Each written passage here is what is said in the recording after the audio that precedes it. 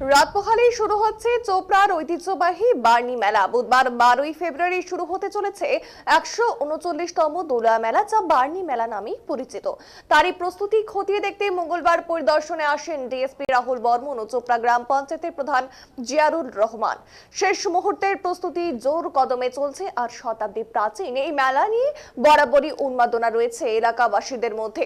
এই মেলার এবার 139তম বর্ষ। মাঘী পূর্ণিমা উপলক্ষে প্রতি বছর মাঘ মাসের পূর্ণিমাতে শুরু হয় এই মেলা। মেলার উদ্যোক্তাদের সূত্রে জানা যায়, আজ রাতে পুজো শুরু হবে, 12 ফেব্রুয়ারি মেলা বসবে।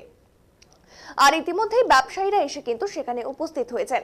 2-4 দিন আগে থেকেই জায়গা চিহ্নিত করতে শুরু করেছিলেন ব্যবসায়ীরা। মেলাটির বৈশিষ্ট্য হলো মাঘ মাসের পূর্ণিমা তিথিতে পুণ্যার্থীরা চোপড়ার উত্তরবাহী ডাউক নদীতে পুণ্য স্নান করে দৌড়া মেলার শিব মন্দির, রাধা গোবিন্দ মন্দির এবং মঙ্গল বাহিনী মা গঙ্গা মন্দিরে পুজো দেন। ইতিমধ্যেই দূর দূরান্ত থেকে দোকানপাট ও সাধু সন্তদের আগমন শুরু হয়েছে। মেলায় আইন শৃঙ্খলা বজায় রাখতে মোতায়েন করা হবে বিশাল পুলিশ বাহিনী ও স্বেচ্ছাসেবককে। প্রথমবার এই মেলায় স্বেচ্ছায় রক্তদান শিবিরেরও কিন্তু আয়োজন করা হয়েছে।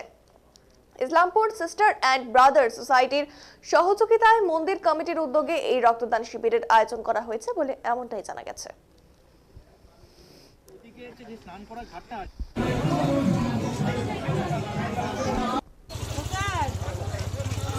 দেখতে পাচ্ছেন সেখানকার ছবি কিন্তু আমরা চলচ্চিত্রে দেখাচ্ছি। ইতিমধ্যে কিন্তু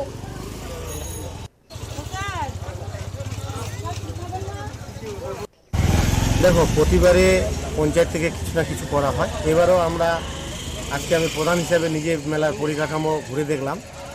যেগুলো আমাদের খামতি ছিল, তো সম্পূর্ণ তো পূরণ করা সম্ভব না একবারে, তবুও আমরা পানীয় জলের ব্যাপারটাতে আমরা গুরুত্ব দিয়েছি।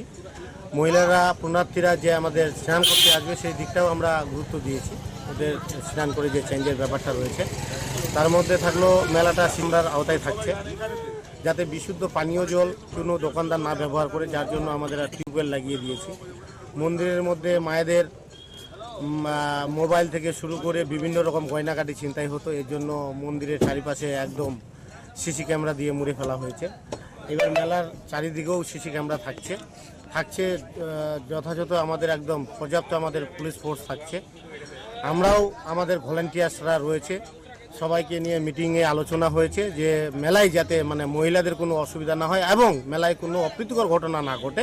এই জন্য সবার কাছে, সর্বস্তরের মানুষের কাছে চোপড়া গ্রাম পঞ্চায়েত প্রধান হিসাবে আমি আহ্বান করছি মেলা সুস্থভাবে, যেমন আগামী দিনগুলোতেও মেলা গেছে, এবারও আশা করছি, সবার প্রতি আশা ভরসা আছে যে সুস্থভাবে মেলা সম্পন্ন হবে। অ্যাকচুয়ালি আমরা এই রক্তদান শিবির উদ্যোগ নিয়েছি মেলা কমিটির সঙ্গে আলোচনা করে, এই কারণে যে দেখুন, বিভিন্ন ধর্মগ্রন্থে লেখা যে কর্ম করলেই ধর্মটা হয়। তো এইবার কিন্তু ধর্মের নামে রক্তদানটা হোক। তো এইখানে আমার মুসলিম ভাইদের অনুরোধ করেছি, হিন্দু ভাইদের অনুরোধ করেছি, যদি এই মেলার মাধ্যমে যদি কিছু মানুষকে আমরা রক্ত দিয়ে বাঁচাতে পারি, সেই চেষ্টা।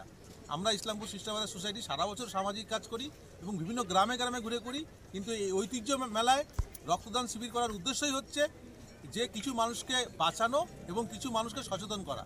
রক্তদানের পাশাপাশি এখানে হেলথ ক্যাম্পও আছে, চোখের পরীক্ষা, ছানির অপারেশনের ব্যবস্থা আছে।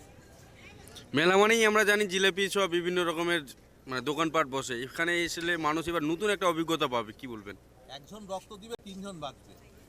হ্যাঁ, এর থেকে কিন্তু বড় দান কিছু হয় না। আমরা দেখুন মন্দির মসজিদে অনেক কিছু দান করি, তো কিন্তু আগামীকাল যারা রক্ত দান করবে 3 জন মানুষকে বাঁচাবে, এর থেকে বড় দান হয় না। কার উদ্যোগে হচ্ছে এই রক্তদান শিবির? অ্যাকচুয়ালি আমরা ইসলামপুর সিস্টার ব্রাদার সোসাইটি উদ্যোগে করছি, কিন্তু আমাদের মন্দির কমিটির সঙ্গে আলোচনা করেই করছি। সংগৃহীত রক্ত কোথায় পাঠানো হবে? ইসলামপুর হাসপাতাল। অ্যাকচুয়ালি আমরা